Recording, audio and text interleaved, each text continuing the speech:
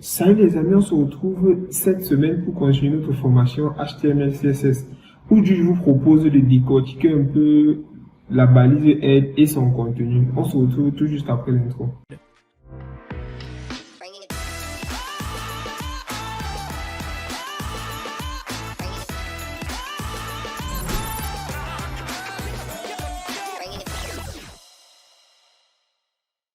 Dans une précédente vidéo, nous avons parlé d'éditeurs de code et de navigateurs.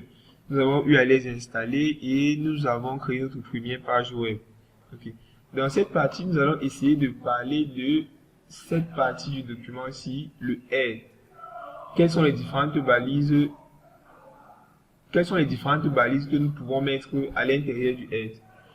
Pour trouver ces différentes balises, nous allons aller directement sur la documentation. Donc, on fait comme la dernière fois, on tape MDN dans la barre de recherche tout simplement et nous serons redirigés vers cette page-ci.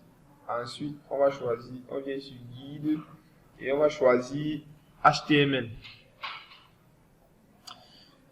Ensuite, on va venir à gauche dans les références du HTML,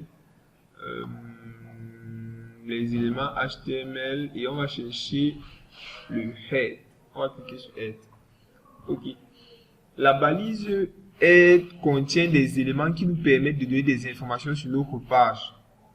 C'est à ça qu'elle renvoie exactement.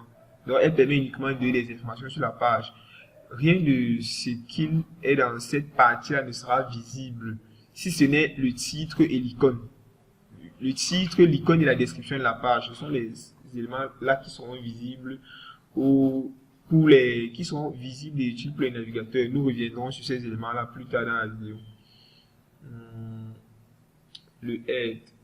Si l'on descend un peu, on va pouvoir voir la liste des balises qu'on peut retrouver dans le head. Et voilà les différentes balises. Vous voyez, ces balises-là ne sont pas nombreuses. La première balise qu'on va voir, c'est le title. La balise title attend tout juste un texte qui sera le titre de notre document. Et c'est ce titre-là qui est affiché ici en haut. Donc, si on fait une recherche, par exemple, et que l'on cherche, par exemple, qu'on cherche sur Internet, on va dire qu'on cherche HTML.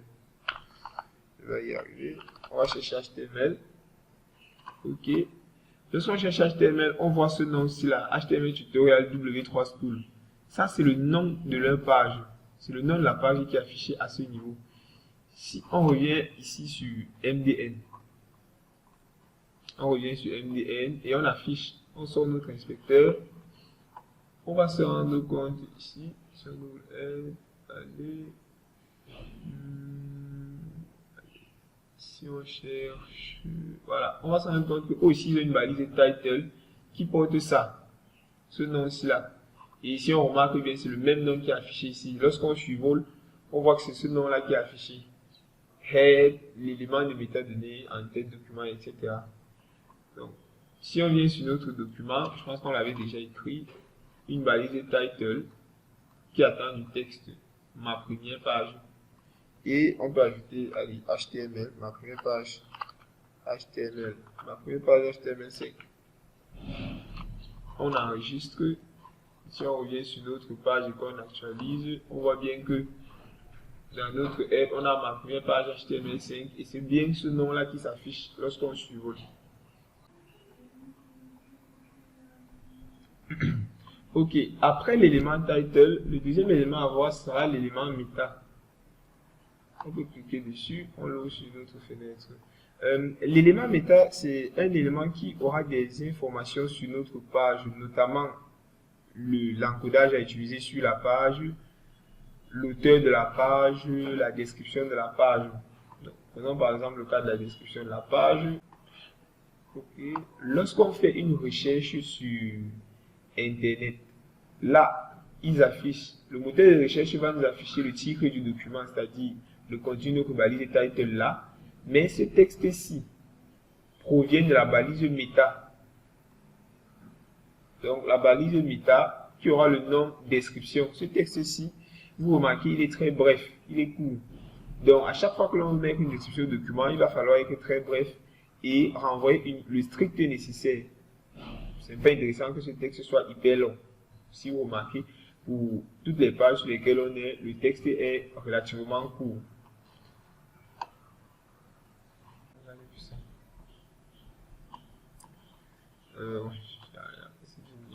Donc, si on revient sur notre page, on va mettre la balise meta. La balise meta qui n'a pas de balise fermante et qui a principalement deux attributs.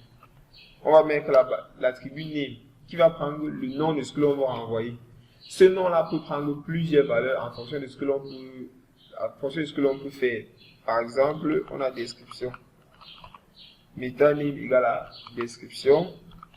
Et on met le contenu, donc le contenu sera content. On va par exemple mettre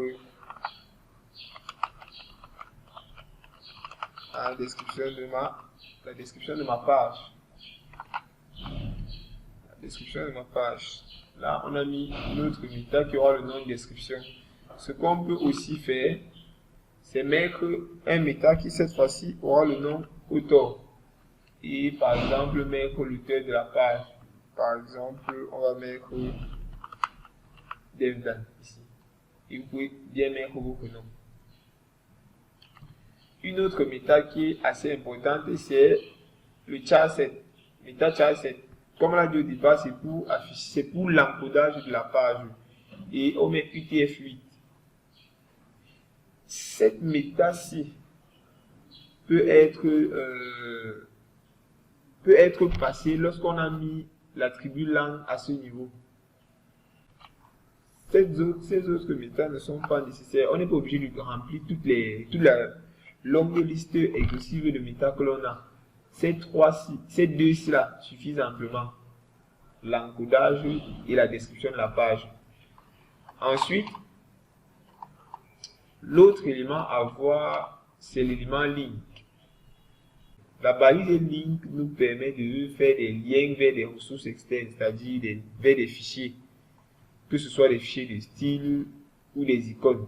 Par exemple, pour mettre cette petite icône que vous voyez ici, on va utiliser le link, la balise link. Nous, comme on n'a pas d'icône, on va juste laisser ça et on va essayer de regarder comment eux l'utilisent, d'accord? Il y a deux attributs importants à mettre sur la balise ligne, à savoir la balise href, qui nous permet de connaître le chemin vers la ressource qu'on veut charger, donc la ressource vers le fichier en question. Et ensuite, on a le rel, qui nous permet de préciser quel est le type de fichier qu'on charge. Par exemple, pour les fichiers de style, on va mettre style sheet. Lorsque ce sera des icônes qu'on va charger, on va mettre icon. Après, il y a plusieurs spécifications à ce niveau-ci. Parce que ça, c'est par exemple une icône qui sera chargée sur le navigateur. Là, ce sera une icône qui sera chargée plutôt au niveau d'un mobile. Lorsque vous enregistrez, je pense que vous l'avez déjà vu, lorsque vous enregistrez vous enregistrez la page, vous enregistrez une page. Donc lorsque vous enregistrez une page sur votre téléphone et que cette page-là s'affiche sur le bureau, c'est cette icône-ci qui sera chargée. Donc, on va mettre le type de l'image et on va mettre la taille. Ça aussi, c'est intéressant. Ensuite, on a aussi l'élément script. L'élément script, lui, il est tout simplement utilisé lorsqu'on va vouloir utiliser du dynamisme sur la page. C'est un élément qui est utilisé pour insérer des scripts ou des références aux fichiers de script. Donc, on a deux possibilités avec cet élément-là. On a la possibilité on a la possibilité de soit préciser le type de fichier qu'on charge et mettre un lien vers le fichier là. Ça, c'est les syntaxes HTML4. Voilà la syntaxe qui nous concerne HTML5. Donc, je mets un script, je mets l'attribut SSE et je mets le lien vers mon fichier JavaScript, fichier.js. Soit on peut directement écrire à l'intérieur des balises là et le code lui sera aussi exécuté. Oui, Les autres balises telles que template, NoScript ou base, nous les verrons dans des vidéos futures. Donc, en gros, ce que l'on retient, c'est que notre balise add peut contenir plusieurs éléments, notamment le title pour afficher le titre de notre page, des balises méta pour afficher pour l'encodage de la page et une balise méta qui aura le nom description pour afficher une description de notre page. Aussi, l'on retient qu'on peut utiliser les balises link pour lier des ressources externes à notre page, notamment des icônes ou des fichiers de style. On peut aussi utiliser la balise script pour lier des fichiers JavaScript à notre page. On se dit à plus dans une prochaine vidéo.